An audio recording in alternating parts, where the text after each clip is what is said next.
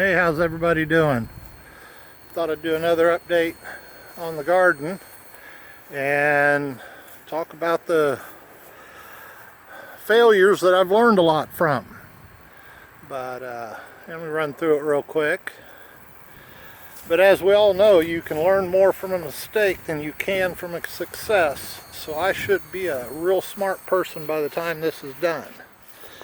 What we have here at 3 rows, first row is a citrus sweet melon, second row is pumpkins, third row is 3 different kinds of watermelon, and starting to get some melons and all that. One of the mistakes was I didn't keep control of the grass long enough, and then because once these vines start running out, it's hard to do anything. But I had to get in here. The sweet melons over here, we beat them up a little bit getting the grass out from around them, but they seem to be holding steady. The drip line is running on them right now, but I'm not sure what the kind of melons these are. I think that's how they're supposed to look.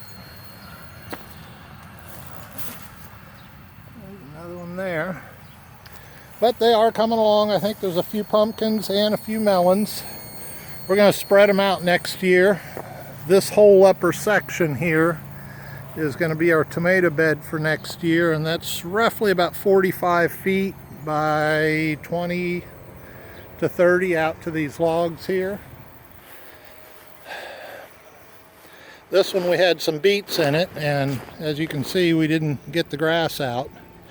One disclaimer, we both do have a full-time job, so to get the weeds and stuff like that are kind of difficult to deal with. I'm going to probably, this center section here, I'm going to go ahead and just cover it again.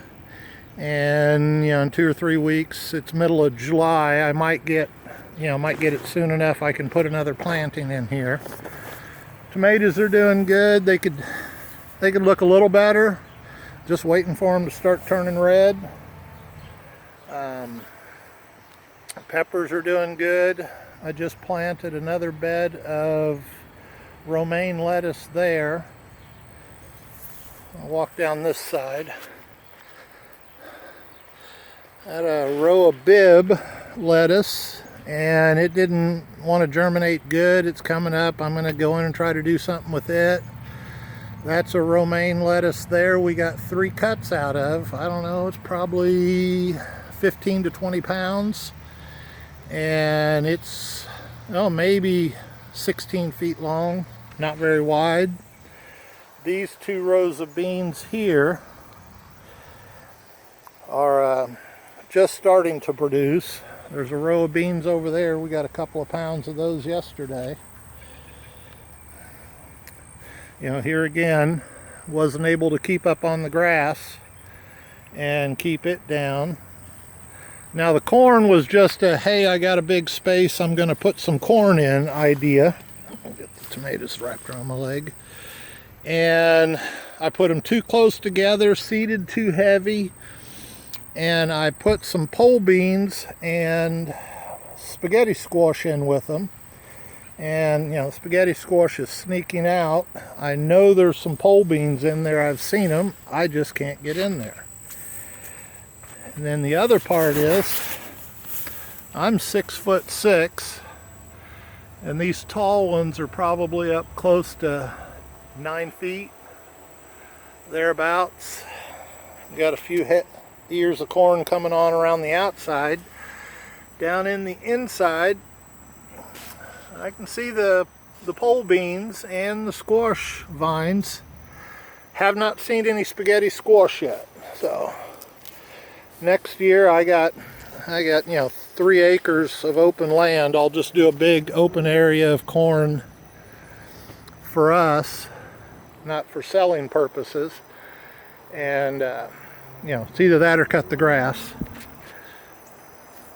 I'm on a hillside here, so it looks kind of funny.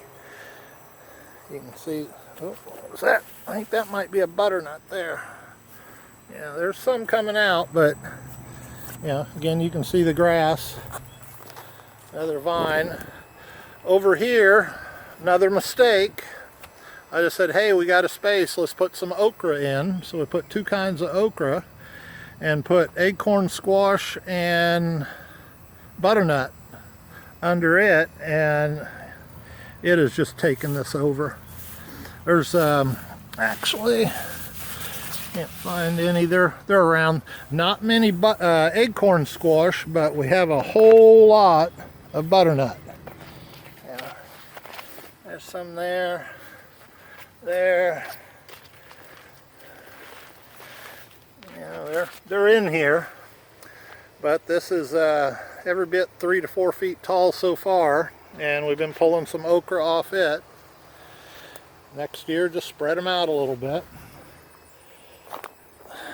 The trellises here had cucumbers on it. They did okay, but the sprinklers weren't hitting them real good, and so they're petering out. And again, the grass underneath.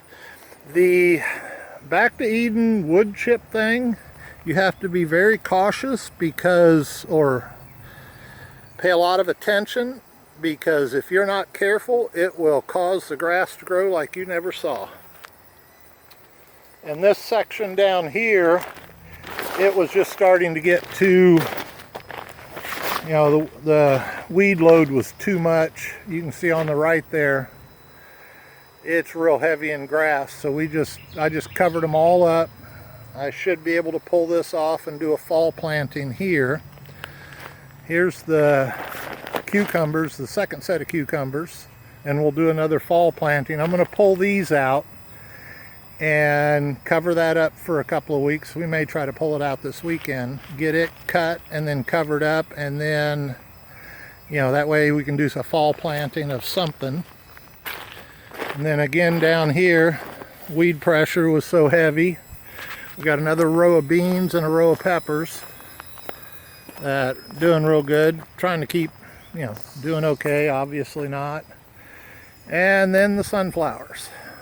We just threw those in, and then the grass came. And I can't use the sprinklers on that end because of the sunflowers. So another lesson learned, don't put tall stuff in front of your sprinkler heads. And this sunflower, oh, it's easy, 9 feet or better. Stalk at the base is easy, 2 inches or better. Let's see. Oh yeah, I did exhaust work on cars, and 2-inch pipe, I could barely overlap my fingers, and I can't touch them together here. So that's over